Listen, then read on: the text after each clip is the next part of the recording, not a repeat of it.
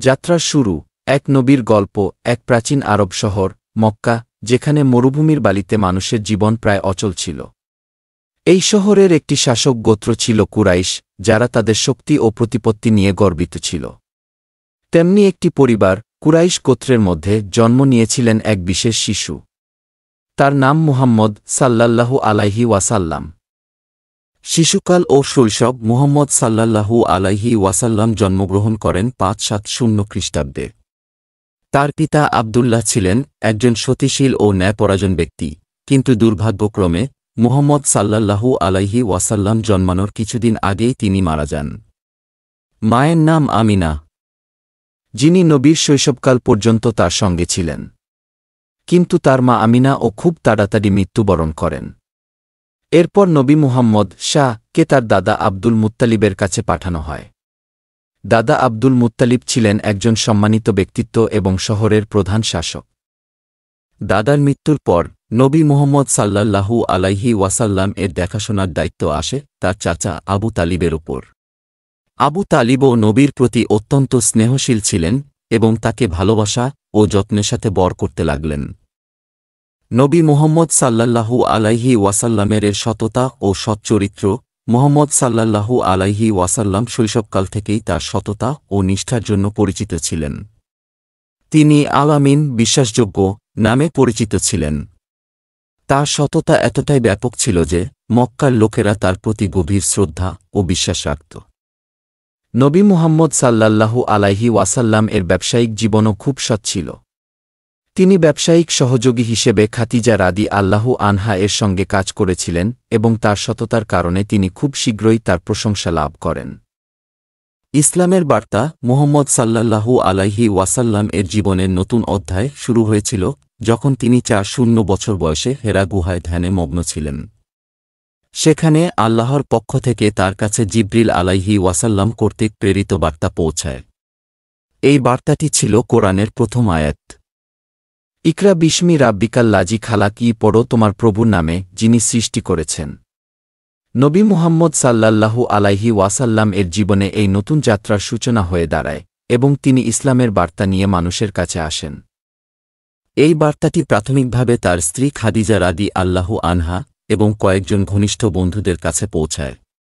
তারা নবীর সাথে বিশ্বাস রাখেন এবং তার নতুন শিক্ষা গ্রহণ করেন। প্রথম দিকে প্রতিকূলতা। নবী মুহাম্মদ সাল্লাল্লাহু আলাইহি ওয়াসাল্লাম এর শিক্ষা সমাজের প্রচলিত প্রথার বিরুদ্ধে ছিল। সমাজে প্রচলিত মূর্তিপূজা এবং অজ্ঞতা নবীর বার্তা চ্যালেঞ্জের মুখোমুখি হয়েছিল। অবশ্যই নবী মুহাম্মদ সাল্লাল্লাহু আলাইহি ওয়াসাল্লামের নিষ্ঠা এবং দৃঢ়তা কখনোই নড়ে না। তিনি কঠিন পরিস্থিতি সত্ত্বেও তার মিশন চালিয়ে যেতে থাকেন। তার ধৈর্য এবং আন্তরিকতা তার অনুসারীদেরও অনুপ্রাণিত করে। মক্কার শাসকদের প্রতিকূলতা। মক্কার শাসকরা নবীর অনুসারীদের উপর বিভিন্ন ধরনের নির্যাতন শুরু করে। তারা নবীর অনুসারীদের কষ্ট দেয় এবং তাদের সামাজিক ও অর্থনৈতিক অবস্থানকে দুর্বল করতে চায়। নবী মুহাম্মদ সাল্লাল্লাহু আলাইহি ওয়াসাল্লাম নিজেও বিভিন্নভাবে আক্রমণের শিকার হন, কিন্তু তিনি কখনো হতাশ হননি। তিনি আল্লাহর ওপর পূর্ণ বিশ্বাস রেখে তার মিশন অব্যাহত রেখেছেন। এই কঠিন সময়ে নবী মুহাম্মদ সাল্লাল্লাহু আলাইহি ওয়াসাল্লাম তার অনুসারীদের সাহস এবং শক্তি যোগাতে থাকেন। তার শিক্ষা ও নেতৃত্ব অনুসরণ করে অনেকেই ধৈর্য ধরে এবং তাদের বিশ্বাস অটুট রাখেন।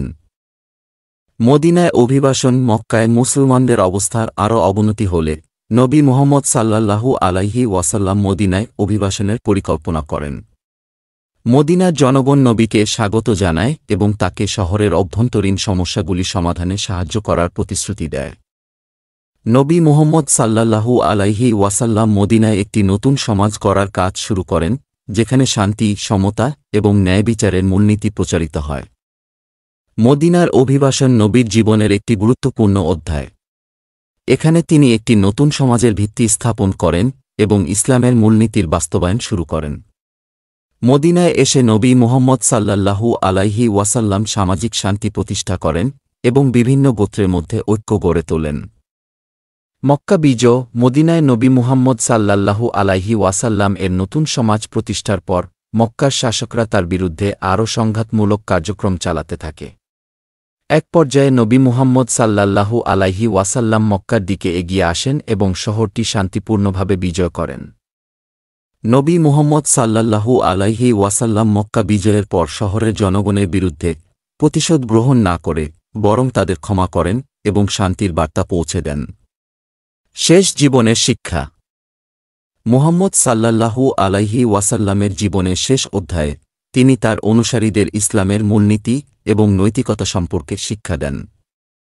তিনি বিভিন্ন বক্তৃতা এবং উপদেশ প্রদান করেন যা ইসলামের মৌলিক শিক্ষাকে বিস্তারিতভাবে তুলে ধরে।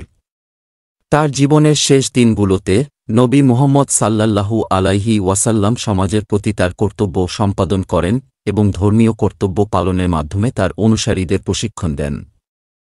উপসংহার: মুহাম্মদ সাল্লাল্লাহু আলাইহি ওয়াসাল্লামের জীবন একটি মহান শিক্ষা এবং উদাহরণ। তার জীবনের প্রতিটি অধ্যায় আমাদের শেখায় যে সত্য ও ন্যায়ের জন্য সংগ্রাম করে সফলতা অর্জন করা যায়। নবী মুহাম্মদ সাল্লাল্লাহু আলাইহি ওয়াসাল্লামের সততা, ধৈর্য এবং আল্লাহর প্রতি বিশ্বাস আমাদের জন্য একটি গুরুত্বপূর্ণ শিক্ষা। তিনি আমাদের দেখিয়েছেন কিভাবে কঠিন পরিস্থিতি মোকাবিলা করা যায় এবং শান্তি, সমানতা ও মানবতার প্রতি সহানুভূতি রেখে একটি সুষ্ঠু সমাজ গড়ে তোলা যায়। এই গল্পটি আমাদের শেখায় যে জীবনযাত্রায় যেখানেই চ্যালেঞ্জ আসুক, ঈমান এবং ধৈর্যের সাথে তা মোকাবিলা করা সম্ভব। নবী মুহাম্মদ সাল্লাল্লাহু আলাইহি ওয়াসাল্লামের জীবন ও শিক্ষা আমাদের পথপ্রদর্শক এবং তার আদর্শে উজ্জীবিত হয়ে আমরা নিজেদের জীবনে শান্তি ও সফলতা অর্জন করতে পারি।